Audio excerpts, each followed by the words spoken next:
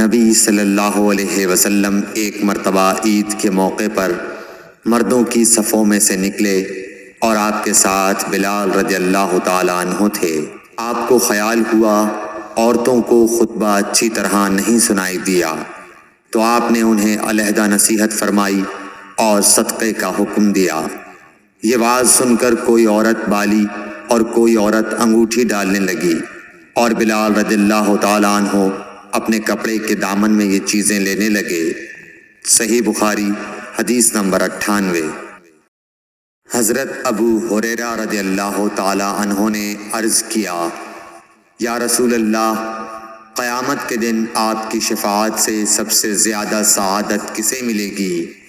تو رسول اللہ صلی اللہ علیہ وسلم نے فرمایا، اے ابو ہریرہ، مجھے یقین تھا کہ تم سے پہلے کوئی اس کے بارے میں مجھ سے دریافت نہیں کرے گا، کیونکہ میں نے حدیث کے متعلق تمہاری حرص دیکھ لی تھی۔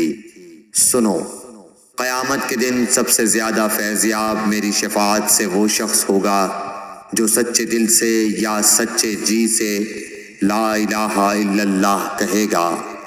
صحیح بخاری حدیث نمبر 99۔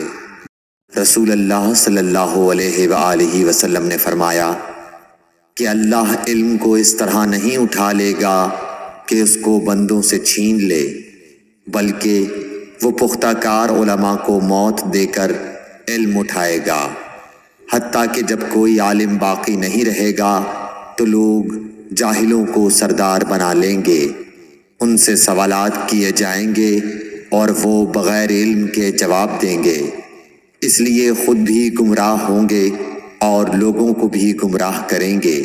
صحیح بخاری حدیث نمبر 100۔ عورتوں نے رسول اللہ صلی اللہ علیہ وسلم سے کہا کہ آپ سے فائدہ اٹھانے میں مرد ہم سے آگے بڑھ گئے ہیں، اس لیے آپ اپنی طرف سے ہمارے واعظ کے لیے بھی کوئی دن خاص فرما دیں۔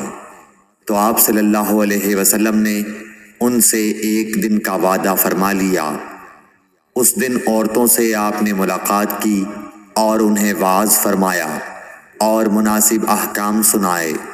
جو کچھ آپ صلی اللہ علیہ وسلم نے ان سے فرمایا تھا، اس میں یہ بات بھی تھی کہ جو کوئی عورت تم میں سے اپنے 3 لڑکے آگے بھیج دے گی تو وہ اس کے لیے دوزخ سے پناہ بن جائیں گے۔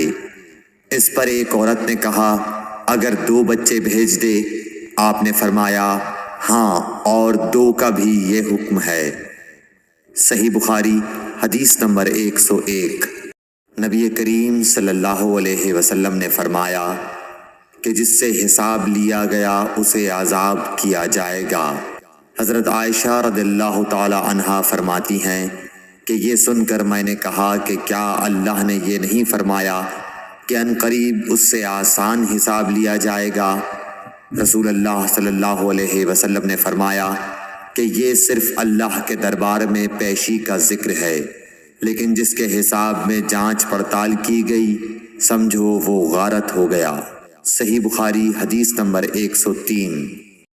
رسول اللہ صلی اللہ علیہ وسلم نے اللہ کی حمد و ثنا بیان کی، پھر فرمایا کہ مکے کو اللہ نے حرام کیا ہے، آدمیوں نے حرام نہیں کیا۔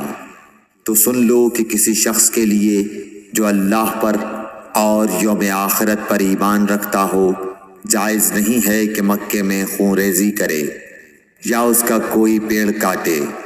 پھر اگر کوئی اللہ کے رسول کے لڑنے کی وجہ سے اس کا جواز نکالے تو اس سے کہہ دو، اللہ نے اپنے رسول کے لیے اجازت دی تھی، تمہارے لیے نہیں دی، اور مجھے بھی دن کے کچھ لمحوں کے لیے اجازت ملی تھی، آج اس کی حرمت لوٹ آئی جیسی کل تھی، اور حاضر غائب کو یہ بات پہنچا دے۔ صحیح بخاری حدیث نمبر 104۔ ایک مرتبہ ابو بکر رضی اللہ عنہ نے رسول اللہ صلی اللہ علیہ وسلم کا ذکر کیا کہ آپ صلی اللہ علیہ وسلم نے فرمایا، تمہارے خون اور تمہارے مال، محمد کہتے ہیں کہ میرے خیال میں آپ نے اعراضکم کا لفظ بھی فرمایا، یعنی اور تمہاری آبروئیں تم پر حرام ہیں، جس طرح تمہارے آج کے دن کی حرمت تمہارے اس مہینے میں۔ سن لو، یہ خبر حاضر غائب کو پہنچا دے۔ اور محمد راوی حدیث کہتے تھے کہ رسول اللہ صلی اللہ علیہ وسلم نے سچ فرمایا۔ پھر دوبارہ فرمایا کہ کیا میں نے اللہ کا یہ حکم تمہیں نہیں پہنچا دیا؟ صحیح بخاری حدیث نمبر 105۔ رسول اللہ صلی اللہ علیہ وسلم نے فرمایا کہ مجھ پر جھوٹ مت بولو، کیونکہ جو مجھ پر جھوٹ باندھے وہ دوزخ میں داخل ہو۔